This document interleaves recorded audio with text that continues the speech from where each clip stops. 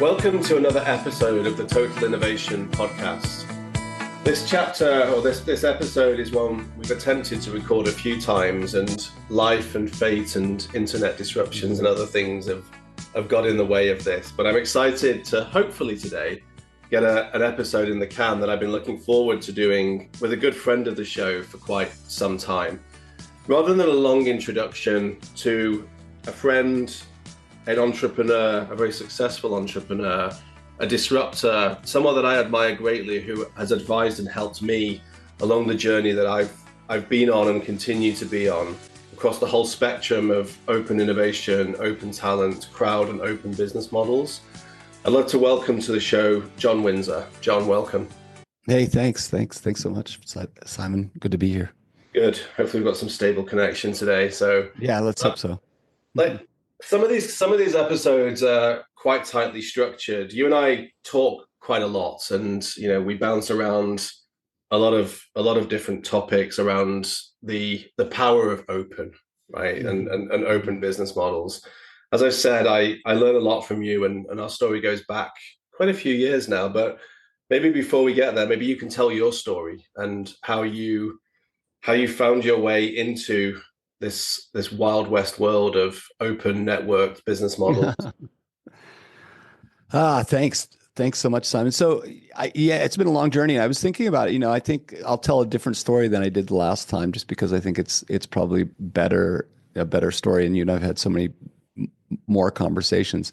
My journey started a long time ago, and as many of us, in our 20s who are ambitious, I wanted to do big things. I started a little sports magazine called Sports and Fitness Publishing here in Boulder, Colorado.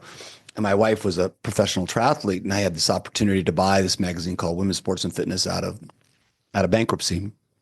And it meant that I had to put everything I had on the line, like my house and everything else, to buy it out. So, I needed some advice, and I went out to Nike. And at the time, Mark Parker, who eventually became CEO, and Tinker Hatfield, who's the creative genius behind Nike, they were mid-level guys. And I asked them, well, what do you think? This mid-80s. And I said, do you think women will do sports? And they said, yeah, I definitely do. We'll run an ad with you. You definitely got to start this magazine. You got to restart this magazine. And so, it meant a lot of soul searching on it wasn't really an effort of like, is the market right? Because I knew if I could get the costs right, I could make it work. And so the big thing that I did, and it was a radical shift in magazine publishing, is that Time Inc. owned Women's Sports and Fitness at the time, and they had 40 editors and writers. So imagine that, a writer would come to Boulder, Colorado to interview a rock climber like Lynn Hill to write about the article. The issue with that for a lot of magazines is that,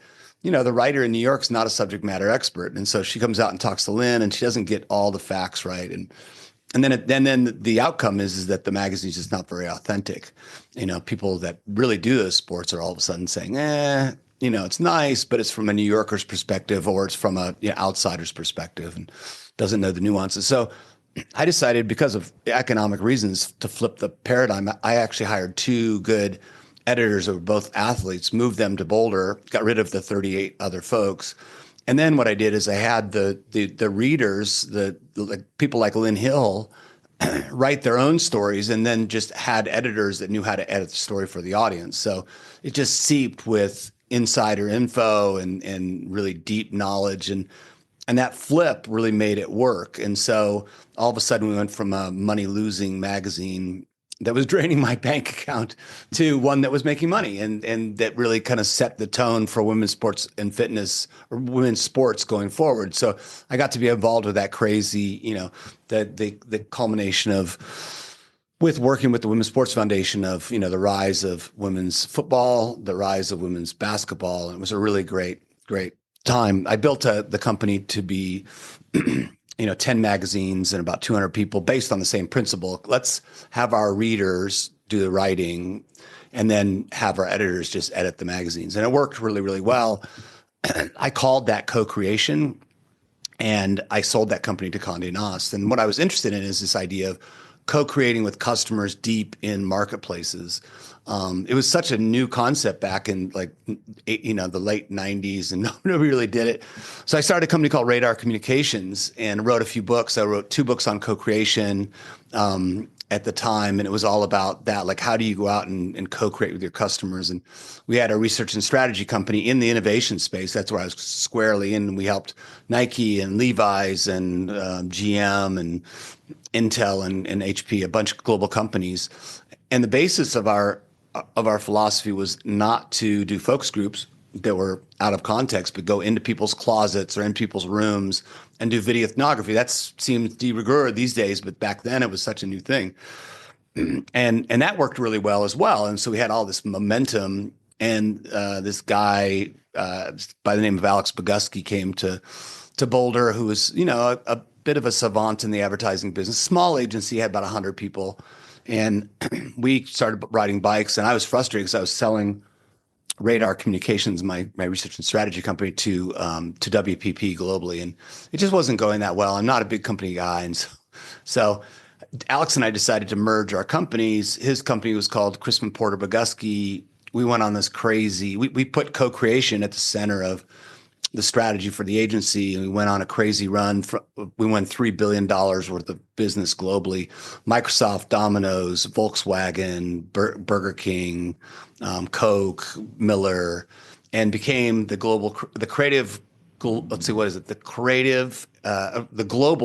agency of the decade, and really seen as pushing the envelope on a lot of creative stuff. A lot of us just fueled by insights, or even, letting customers be in commercials and really connecting with them to allow this kind of ecosystem to grow. So that was super interesting. I got into the idea of crowds that were not our, customers, because we ran out of people. Like, we went from 100 of us to 1,200 of us in 2 years, which was a crazy ride. And we kept winning this business, and we won this small electric motorcycle company. And the crazy thing was, so we didn't have any creative to work on it. So Alex and I came up with this idea of, like, let's crowdsource the creative. And as you can imagine, if you're the global creative agency of the decade, the idea of crowdsourcing creative to the advertising industry, which was so parochial and arrogant about who gets to be creative and who doesn't, it totally blew everything up. And the crazy thing that we noticed, and I think you probably noticed in the work that you guys do, is that because it's this, project-based, like focused on interesting things, the creative director we tried to hire from London, but her husband had a big banking job and she wouldn't move to Boulder, or, the really hot young creative in Australia who was a surfer, didn't really want to come to the mountains. All of a sudden they were doing work for us for marginal costs, variable costs, right? So we didn't have to worry about hiring them, move them across the globe, not being a good fit. And that worked out really, really well. So I started a company called Victors and Spoils, which is an ad agency based on crowdsourcing principles. And from an entrepreneur, it was one of the craziest rides, because, we had this concept and 3 of us in the garage, and we built everything, but I had reached an agreement with Stuart Elliott from the New York Times that we wouldn't launch the company until until they did an article about us. And they were nice enough to do a 3/4-page article about our launch. And literally, we started the morning with 3 of us in the garage, bank account getting sucked dry. And by 12 hours later, we had 3,000 people sign up to do work for us, and Dish Network, the satellite provider, gave us their $110 million advertising business, about a $15 million creative fee, so from 0 to 15 million in 12 hours. And it was quite the run, but that ended up, causing quite a stir in the advertising business. And I joined Havas in Paris as chief innovation officer, which was really great. But I think, what we see and what you and I have talked so much about is, like, even the best ideas, we know from all the work that I've done at Harvard and at NASA that work's produced, as good or better results 4 to 5 times faster, 8 to 10 times cheaper. But it's the mid layer of most organizations that are on the demand side that have such a struggle with this. Like, what does it do for my job? Like, what does it do for my ego? How am I going to look if somebody comes in as a solver off the, out of kind of left field or out of the world? And that kind of led me, Harvard took note and started following me around and did a case study on Victors and Spoils, being born open. and Havas changed faster. It was a debacle at Havas. The CEO got fired. I got fired. We were just too entrepreneurial. I ended up being at Harvard, and now for 8 years. It's been amazing, right? 8 years. It's been a long time since you and I connected. Those first few years, but 8 years I've been studying this stuff and trying to come up with models, and obviously that's what I did with the book Open Talent, is try to figure out what are the models that I've been using for a long time that you've been using, that how do we take this so it's ordinary and boring for the organizational side of things, right? So companies can say, oh, there's a Harvard methodology, I don't have to be so scared. And it's been a long road to hoe, but I was just back there last week, and I'm amazed some of the what I would call institutionalists, professors that are kind of very dyed in the wool, doing things for a long time the same way. All of a sudden, in conversations with me, were like, "Well, I think this whole open thing might have some legs, especially in the age of AI and this idea of the democratization of expertise." So I don't. Sorry for the long intro. You can. No, but that folks is the reason I didn't do the introduction, because I could never do that thing justice, and that's the paraphrased version as well, and not just because there's a few years passed between in there, but because all of it's so goddamn impressive as well, right? Yeah, like thanks, really, man. really early adopting, really early disrupting. But also, I guess my reflection on that is, as you've just said, I feel like we might be reaching a paradigm moment. We might not be as well, right? There's a lot of Yeah. there's a lot of proof, there's a lot of data, there's a lot of evidence, right? And you continue to do the work through Harvard, and you continue to to produce great books like the Open Talent book and others, and language and literature around networked ecosystems. If we do go, well, this might be a moment in time that goes, okay, all the legacy, all the hard work, all the luck, all the data points sort of set a foundation. Like, what is it that might be different this time, do you think? You mentioned AI, and maybe that's part of the factor, but like, what is it that's driving perhaps that paradigm moment, and what might that mean from an organizational perspective? Yeah, I mean, I'm a pretty simple guy, and I try to keep things really, my framework's really simple. And the thing I always come back to is in highly disruptive times, right? The best thing any organization, whether they're a 3-person organization or a 30,000 person organization, they have to have a really strong balance sheet. You've got to have some powder in the barrel to make sure that you can get to the future. Well, in order to do that, the best way to do that is to move more fixed costs to variable costs. And if you're going to do that, then the best thing to do is, the place that most fixed costs are for most organizations is the labor. And so I think you'll see a big shift from labor. Now, I think in the context of AI, and what we're seeing is that that's not going to be all human labor. It's going to be human and synthetic labor.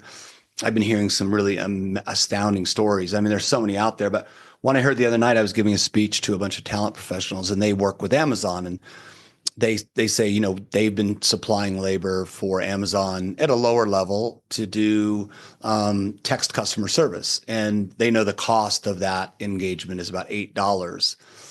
Amazon has just replaced that with an AI, customer service solution that is 10% better, is quality from the customers, and, radically fast and radically scaled, and it costs 5 cents. So you've got $8 to 5 cents. And I think the future is going to be those providers that can help companies taskify the work that needs to be done.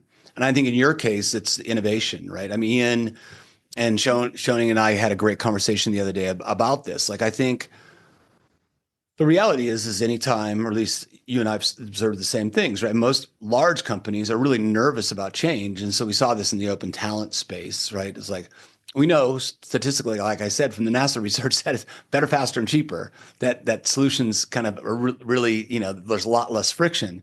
Yet organizations just aren't built for that. And so they put up roadblocks and barriers and try to protect an analog way of working. And my sense is that AI is coming so fast. There's some great new BCG research that says that 1,400 C-level folks they've interviewed, 89% said Gen AI is a top 3 priority, but 90% of them say that it's they're still observers. And so I think what we're going to see is that there's going to be more and more pressure on the board and the CEO level down to say, what's our AI solution? And the quickest way to have an AI solution is to say, oh, I work with Simon in innovation. We use the Wazoku platform, and they're driving AI through our innovation process. Just by using their platform, I know I've got that solution. I mean, it's just those changes are just too scary for organizations to be able to, to metabolize themselves, right? Which LLM do I pick? What pathway do I pick? Things are changing so fast. It's to build an analog structure around something like that, just have us disintegrate 3 weeks later is really difficult. Yeah, I was thinking about this recently because I did an exercise on Wazoku for Wazoku that was looking really at what doesn't change and what are some of the fundamentals, and then what might change, right? And what needs to change as well. And I think that there's aspects of what makes a good business that will always be true, right? That there are, and at the heart and soul of all of that, there are sort of very basic fundamentals of you need to build great products in some way. You need to sell and market those great products against some level of brand and quality differentiation. You need to make sure that you do those and make as much profit as you can in your margin, and then you need a whole bunch of other operational stuff that will help make the business work, right? So kind of simple and rudimentary. Right. I was looking at this and going, like, is innovation even really a thing, right? Clearly there's inputs, throughputs, outputs, but ultimately, if the objective is to maximize and unlock maybe new forms of business value, maybe that's what we want to describe as innovation. I'm not super precious about the definition, because I think it doesn't have to be net new either, right? But if we're trying to unlock business value, what does that mean? Well, it goes back to the sales and marketing aspects of that, or the R&D aspects, which might be called innovation or engineering or something else, or the risk aspect, right? We want to diminish risk in some way, shape, or form. And then you talked about the taskification of work. And I think that somewhere we get lost in all this language, right? So we have this idea of what is innovation and what is it not? Like, what is the future of work? And I think people roll their eyes when they hear too many of these things. And perhaps because they're unimportant, or because perhaps they're super important and we've just broken them in our thinking too much. I know you're doing some work at Harvard's D-Cubed school, and maybe you can talk about what that D-Cubed is, and maybe some of the things that you see coming out of there, and whether, is it new language around this? Is it revisiting old language? Does it need to be rethought in a totally different way? Or is it really kind of small tweaks and iterations on top of, I don't know, perpetual truisms about just how business works, right? And we as a species like to overcomplicate it. Yeah, I mean, I think it comes back to that principle, right? If you don't like change, you'll like irrelevance even less, and so I think a lot of organizations are right in that space right now, right? They need to figure out. One of the things I think one of the things that's interesting in the Harvard work is that because of the Harvard brand, it gets the attention of C-level folks, and the ability to cause organizational change from the C-level suite is really inspiring to me. I think that's part of it. I mean, I think we've seen all this kind of bottom up usage of open talent tools and open innovation tools, and now AI, right? 25% of all of us, probably more than that, are using it on a daily basis. Yet organizations, are just unwilling to go down the road of like, how do I adopt this? And it's just scary, right? And so that's the place that Harvard's playing, is what does it mean? How do the classes, or how do the research and the process create a sense of tension, right? I would say even fear, like this is happening. Here are the tools, and here's what's happening, and coupled with a safe and secure way to go forward, like advice to say, hey, it might be scary out there, but we've figured out a way, Mr. C-level person in a big company, to help you go forward in a new way. And honestly, I find it really fascinating is that the power of that brand is almost a hammer that the C-level can use. I mean, it's one thing to use, a consulting company like a Deloitte or an Accenture to drive change. but that's pretty de rigueur, right? But if you can, get the attention of the right people at Harvard and they can help drive the change, it's just a lot. It's really fascinating being inside there and watching how big organizational leaders pay such attention to that, and then are willing to drive change to keep that connection. Because one of the things that's so crazy to me about Harvard is they have so much momentum. They just get really disinterested. If you're a C-level guy and you say, I want to, come in and do all these really interesting things and study these interesting things, and your mid-level data guy can't provide the data for whatever reason, whether it's concern about their own career or whatever. But if Harvard just doesn't get in, they're just not interested. Like, sorry, here's your money back. We're not going to, we're not involved. We're not going to be involved in that. And and I think that kind of scarcity, I think there's a real interesting thing going on, right? It's like, I think that there's a lot more power in scarcity now in this world of kind of ubiquitous abundance. I was thinking about this in the thought leadership area, right? It's like everybody has a point of view on LinkedIn. And when everybody knows that the algorithm is going to, pay attention to DeepSeek and its reaction, every person in the world has to write their opinion about what DeepSeek's going to do, to whatever marketplace it is. Well, it's interesting. It's just the amount of noise is incredible Overload. compared to the signal. And I think that really applies to what you guys are doing, right? It's like, the ability to have a trusted partner that can help sort through the noise and find the signal is really, really difficult. And that's what I've loved about our conversations is usually the stories that you tell me about working with clients are that, like, they've tried really hard to solve some kind of problem. It's been really difficult. They've canvassed the world, but they need an outside perspective. They need a trusted partner that can sort this kind of noise into signal really, really quickly. And so my sense is that that's what makes that place so magical. It's such a scarce resource, and the ability to kind of tap into it is very difficult, and so it makes it that much more valuable. And so that's part of like the signaling of change, and I think that's super important. And then I thought it was super interesting. Like Kareem Lakhani is teaching an RC, a required course, for the first time. It's the first new required course change in 25 years.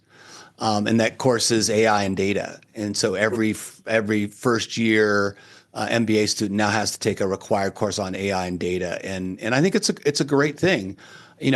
While I think Harvard feels like, at least from a brand, that they're kind of old and stuffy and changes slowly. I'm going to teach a class at Denver University this semester, and just a couple day seminar, and they don't have any policies, and they don't know what they're doing. They're not teaching anything about it. It's just the Wild West. And so I think the ability to kind of, the great thing about Harvard is that the ability to get attention for whatever, the framework is, and create some momentum around that is really important.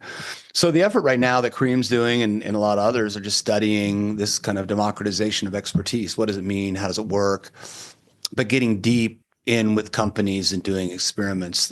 Just finished a big experiment that's public on the changes of AI as they look at the consulting business, and BCG partnered with that, really willing to kind of show the results publicly on what's it mean to have a consultant alone do projects, qualitative and quantitative, and then what's it mean to have a consultant with AI and then an AI only. And what we saw in the results was that AI only and human and AI is up there, and consultants by themselves kind of have lost their edge.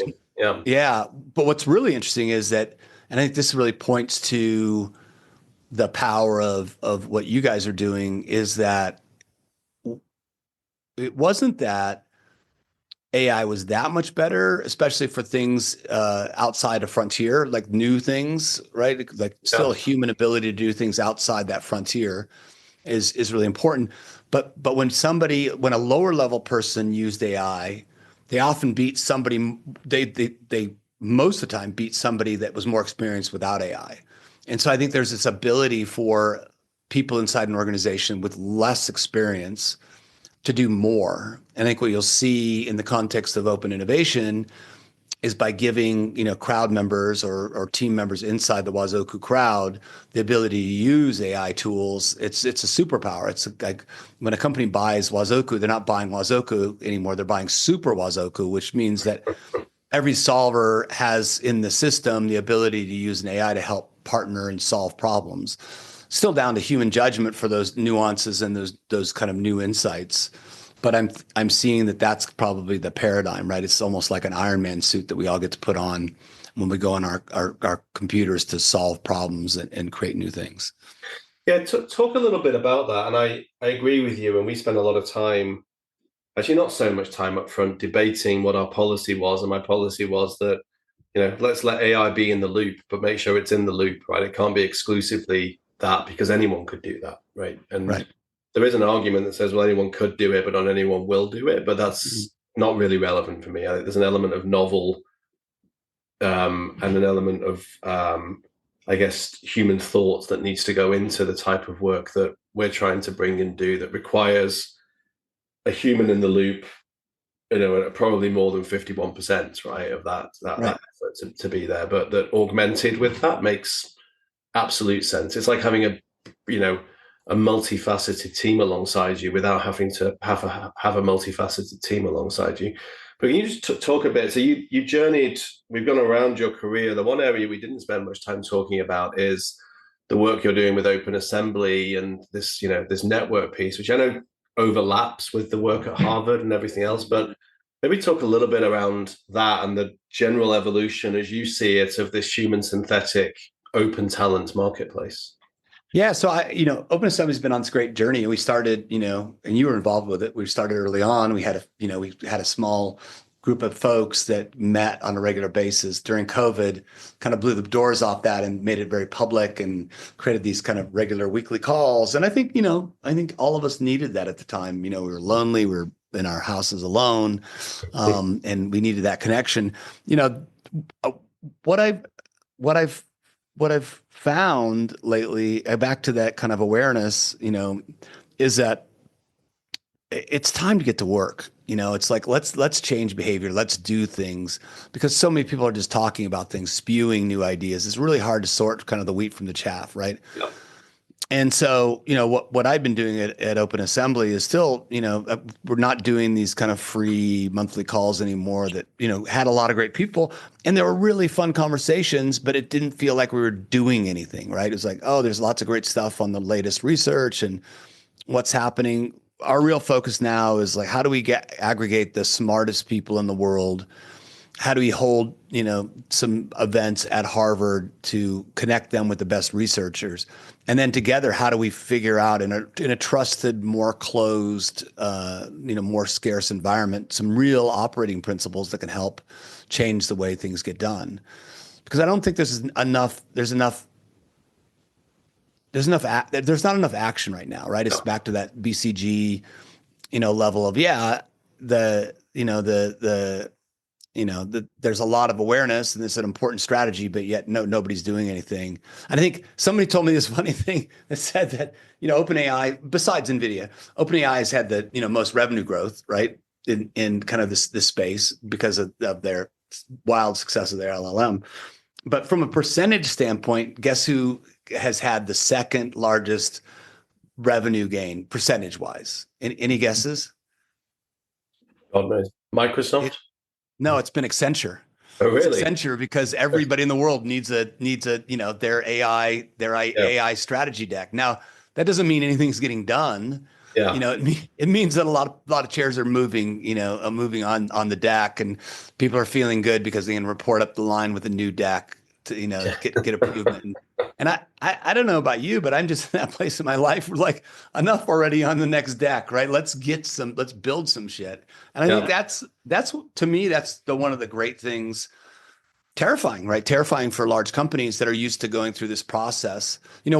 We all have an opinion on Elon Musk, and I find him, an enigma in so many ways and disturbing in a lot of ways. But one thing I really respect about him as a CEO is he sees himself as a chief problem solver. And so he goes into an organization, one of his organizations, let's say Tesla. Well, let's say XAI. And, instead of going through and saying, well, what's slowing us down? And, talking to his, executive board, who goes out to the VPs, who go out to, the head of engineering, who goes out to the engineer. And then 3 weeks later or 2 months later comes back with a deck to Elon going, here are the problems we've analyzed and here are 3 solutions. Elon just walks down to the engineer and says, what's the problem? And, let's just say in this case, engineer will say, we just don't have enough NVIDIA GPUs. Elon picks up the phone, calls Jensen and says, hey, I need some more GPUs over here this afternoon. Can you get them to me? And, and I'll pay whatever you need. And the problem is solved. And so I think that's part of it, right? Is like, how do we have more action and less talk? And I think that's really where these open ecosystems really work, right? I mean, I don't know about you, but my experience is when I need something like, help with a deck or help on something, I call one of my trusted freelancers to help me out on it. It's not like I have to go through, bureaucracy to make sure that somebody's, like has space in their job or they're traveling that day or they're on vacation. Like the world's abundant. You can get that talent really, really quickly and get the work done. So I would suggest that part of, looking forward is it's like, how do we help organizations? How do organizations have faster cycles, right? Turn things in a much, much quicker way to get the results they need. Because time's the enemy, right? Time's the enemy of innovation. You let things lag and the world changes and you miss the window of opportunity. Yeah, I was thinking about this. I've done a load of these podcasts now. I was talking recently to the former head of innovation at PayPal, and we were chewing through some of the things that he'd seen and done inside that organization. And part of that narrative was looking at the sort of IP pipeline and the development of things that he himself is not an engineer. He came into innovation via a different route and yet had a number of design patents against his name that had really built his profile internally using open tools. And I think that for some people, there's still going to be a career path that goes into a company and spends a lifetime there, right? For sure. For other people, there may be a career path that never does that, right? Yeah. And finds ways. And most people will be somewhere in between, right? It may be corporate people, they may be not. But there is definitely a change in that narrative. But within all of it, I think what's unequivocal, obviously I'm very biased because I live and breathe it all day, is that the open approach is better than the closed approach always. Yeah. Right. Yeah. And the brilliance of people will surprise you, and the brilliance of people plus AI will probably surprise you even more than that. I do think there's a big skills piece to that, but even that I think can be a bit overblown sometimes. It's like if you ask people, they surprise you generally, and we're just not very good at asking people. I'm going to flip us a little bit into looking forward, therefore, right? And maybe you haven't got another startup in you now, and you're building things that you're doing, but like, is the future open, and what should leaders be thinking about in terms of the future of work and the future of how value might be unlocked and created inside organizations going forward? Do you think? Yeah, I mean, I think, organizations, at least the organizations we know today, were all built in a time of scarcity, built on, Peter Drucker's, great work and Jim Collins's great work. But all those paradigms are about you have scarce resources. You got to find that one engineer that you got to hire them and got to go through that process. You got to find that one resource with the right minerals to get to, delivered here at the right time. And because we've taken off, we've created technology that's kind of removed all these frictions, especially communication frictions, that all of a sudden things are so rapid and the price has become so low that it's much easier to do things. And so you don't need that kind of highly skilled person that could go find that one thing. You need an abundance of stuff. So my sense is that organizations are going to get a lot smaller. There's all this mythology or memes around, the one person $1 billion company. And I think that's really possible. I think that, like I said, strong balance sheets, flexibility, the ability to pivot really quickly. Organizational structures are going to be digital, and digital is all about community, aggregating people around a problem really, really quickly, whether that's, creating a following on social media or solving a business problem. Those things are really interesting. The one thing I did this thought exercise the other day, and I think we all forget how much innovation's happened, right? So I was thinking back, and I was at Boeing for a meeting, and they play this great video when you go in as a visitor, and they show this idea that, in the late, I guess, maybe even the early, 20th century, the idea of getting a letter from New York to Anchorage, Alaska took 5 months because you had to put that letter on a ship. Yeah. And then all of a sudden planes came along, and then it got down to 5 hours. And then today with an email, it's zero. And so the cost of communication is radically reduced. I also did this other thought exercise. I'm sure it's something you've done, but I was thinking about what's the, on our phones, like what would be the cost of all the materials we have on our phones? Like if we pay $1,000 for these phones, but it's estimated with the books and the access to the information and the music and everything, it's between $50,000 and $100,000 worth of stuff that would actually be 2 moving vans if you had to carry it around. Yeah. And so those are kind of radical shifts. And Yeah. well, we're able to adopt that personally in a really good way.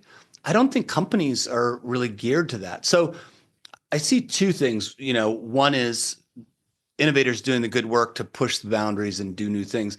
But the real work is like, how does that get adopted? How does that get, implemented and metabolized inside organizations?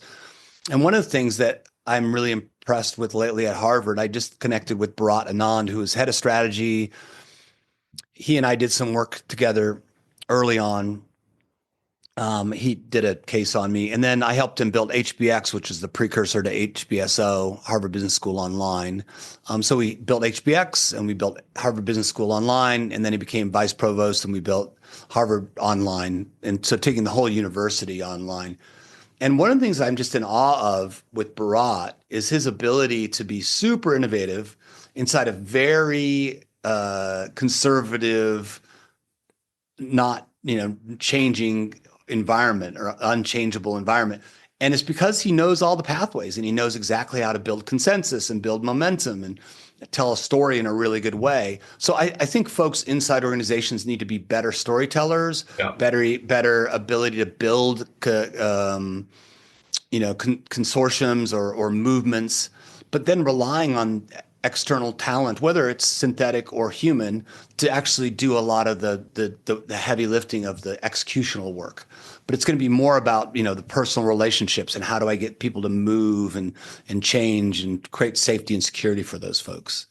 Yeah. So that's my well, sense. as you put it earlier, how do you get shit done, right? I think that's the like. It's unbelievable. There's a lot of talk. There's a lot of content. There's a lot of noise. You're right. I love this. The concepts of signal to noise, and there is just a lot of noise out there. And I think that maybe in this, hyperbole around AI, that's the thing that I think I'm most excited about. Is it if you find a way to use it well with the right level of data.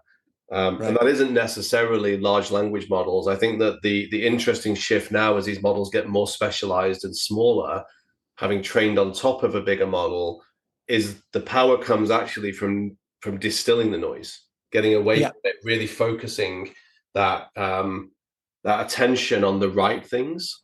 And that's a challenge when you've got tools that can just produce more and more and more noise, right? More and more context.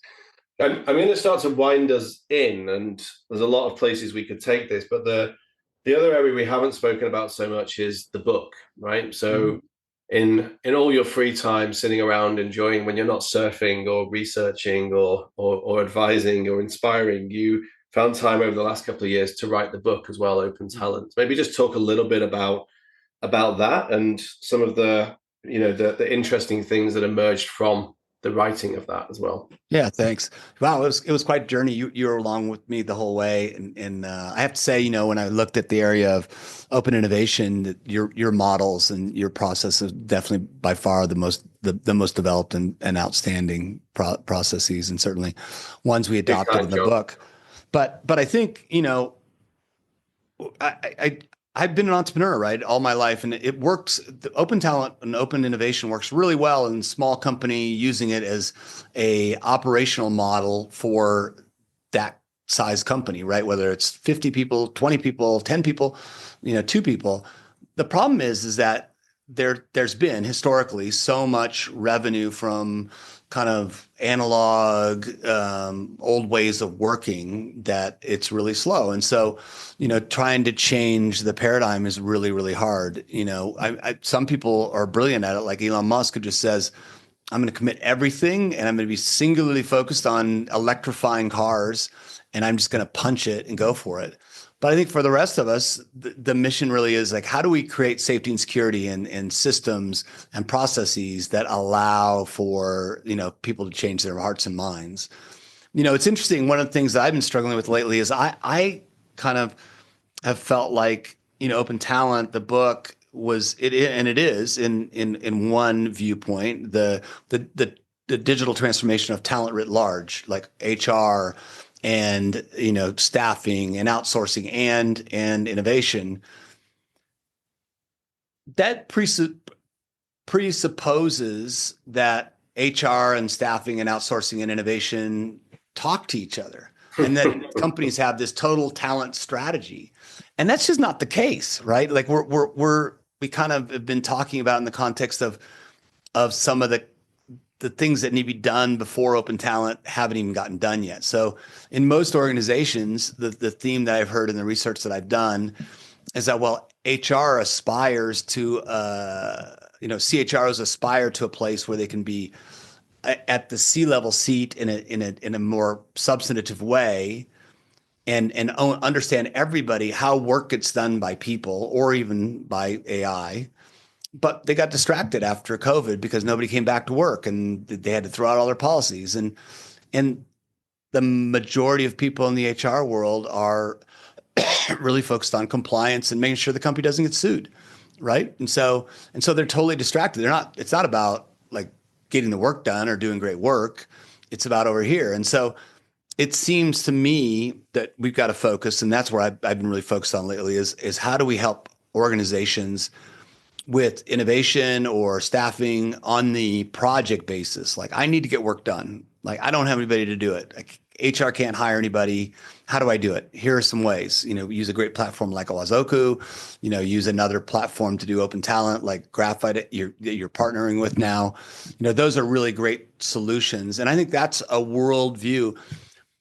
It's going pretty well. I think that we're seeing a lot of movement, but it's slow. Organizations are really nervous about it, and traditional ways of working aren't there yet. I was super impressed just with the momentum. First of all, the adoption of the term Open Talent. I mean, freelancing is great, but it's very much of a niche and not a philosophy. Yeah. But I'm really inspired by the work that Ronstadt's doing. Ronstadt has taken, unlike our buddy Mike Tushman's, explore exploit, and there are some people that are trying to do that in this kind of staffing industry, where saying I'm going to open an office in some innovative place and then learn a bunch of stuff and then bring it back to the center. My hunch is the world's changing too fast. So I really like what Sanders doing at Ronstadt. His message to the whole of Ronstadt's 30,000 employees or whatever, how many people they have. His point is like, look, you remember those things called travel agencies? Do you guys use a travel agent? Well, we're just a talent travel agency. So if we don't change, we will be out of business. So this kind of wholesale change that needs to happen. And I think you're seeing some of the best players in the world start realizing, especially in the motivations AI, to say that it's going way too fast for us to be the expert at everything. We have to have great partners and connect with people outside the world. So that's been the focus of the book. The book's done well. It's bestseller and we sold a lot of copies but it's led to a bunch of really other interesting avenues for change in places like Harvard to create new materials and new research that will influence more people. And that's really where I've been focused on, is like, how do we help the demand side feel more safe and secure for these new messages? One of the issues with startups these days is that, as like anybody with a laptop can start a company, which is awesome, right? Becomes, again, back to our paradigm earlier, there's so much noise out there. And where's the signal? Who are the people that are really going to make the difference instead of just talking about making the difference? And I think that's part of the issue for companies, right? So they look at the market and they say, we have so many opportunities to work with new kinds of labor models. I don't even know where to go, and how do we focus on the right ones? So that's been a lot of the effort lately, but it's going well, and really appreciate partnership with you and all the great work you're doing at Wazoku. Well, listen, thank you. And, congratulations on a journey to here. I think, many would have kicked back into retirement and surfing and relaxing and other things. And yet we're still here fighting the fight, right? And trying to Trying make to. sure that we, and I think this, I'm gonna like maybe ask you for one final closing thought on this, and maybe a final closing thought on how do you feel now, right? Do you feel optimistic or otherwise about the not the long term, because I think we'll eventually get there, but the shorter term, maybe the next few years horizon about this, and whether we'll see a sizable change or not in that really important piece of like not talking, not producing content, but actually getting shit done, right? I think that is the problem. How do you feel about that? I mean, it's already underway, right? Like the companies are new companies are being more born every day that are changing the world and rocking things. I don't think there's any stopping that. I think it's only going to be accelerated with AI, the ability to execute that much faster. My hunch is there's going to be a lot of innovation washing going on, right? Like, and I think there's going to be this adoption. And so I always look to the advertising industry. It's like, it just blows me away, right? The advertising industry, when I was at the tail end of this, but the advertising industry, it was considered radio, TV, out of home, and a couple of other smaller things, right? Print. But there was this big digital thing happening, and these companies like Razorfish and Sapient all were born because the big advertising agencies didn't think that digital was a thing, and then they didn't think social media was a thing. What's happened is all those agencies still exist, those holding companies.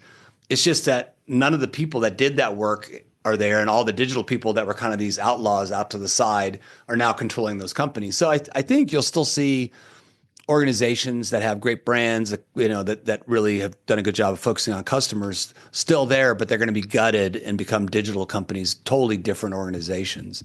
And I think that's what you'll see in the short run. I think it's happening really, really quickly every day. And my only concern is the speed at which the world's changing. Can our society metabolize that? I think we've seen other radical changes and the ability, they happen slowly enough that people, there could be a drop in employment in one sector, but the rise in employment in another one was successful. This is just such a radical shift. And we're in a place where a lot of people are feeling let's burn the thing down and restart. And that's a really scary thing, I think, for society. Can we survive that? Do our base fundamental foundational institutions, can they stay stable? And what does that mean for the way the world works? I don't know. I'm not sure I want to leave us there. It feels a bit existential, but I'm going to, and okay. We're going to commit to pushing out as many, and maybe calling out as many of let's ban innovation washing. I was actually talking to a client today who 7 years of their work, they'll go unnamed for now, but 7 years of their innovation work has been unwound in a call from the CEO. And I stopped to think about it. My initial reaction was, wow. And my follow-up reaction was, I'm not sure they should have ever done that work to start with, right? Yeah. And it's like, I wasn't brought in to advise on that. I've been a part of a small part of a small part of it, and constantly pushing for more, right? And really trying to get the organization to truly embrace the things it needed to embrace rather than the things it was doing. But I think in reality, it just shouldn't have ever been doing those things. And so it was another classic, innovation theater or other things. And the curtain closes eventually, right? The theater shuts. Yeah. And it's all, and I think that's the big message, right? It's all okay. Like the world changes. The world changes way more than we think. We try to desperately, as individuals, hold on to the way things are, all the while the world's changing really quickly. And I think it's sort of like you can stand by the stream and be terrified by the speed of the stream, or you can just jump in and let it take you where you're going to go. And that's the only way to live, right? There's no other choice. Too much tension sitting on the side of the stream. Exactly. Well, let's grab a beer. Let's jump in that stream. Let's see where it takes us. John, thank you. Sure. And thank you so much. Right. Like I said, I've learned a lot from you. This has been a great episode. So. Just chewing through examples. Where can folk find you? just, johnwindsor.com or open-assembly.com are the two easiest places. I'm on LinkedIn. I'm everywhere, but again, trying to really focus on more, deeper, change. And so not having my head up as much as I've had in the past, because I really feel like it's time for all of us to get to work and get deep and change things, really. Yeah, you can find you hanging out with me while we try and get shit done, right? That's exactly the point. Exactly. So, listen, thank you very much. Thank you everyone to listening to this episode. I'm trying to mix these up now and make them not just as formulaic as some are. And so some are structured, some are a bit less so, but mostly it's about pulling out the bits. We've had an entrepreneur here who's built, disrupted, changed, was really early in understanding, I think, a very important open movement that actually I think you could argue has shaped much of the economies of the world, but just without really thinking about it in that way. As I said, I think we are involved in something, but we're somewhat still stuck in business models that perhaps are 50, 60 years now coming to the end of their life cycles and need to be rethought of differently. So keep following John. Thank you very much, everybody, for listening. Check out historic episodes and also check out the future episodes by hitting subscribe. And we'll see you again next time on the Total Innovation Podcast. Thanks. Thanks so much.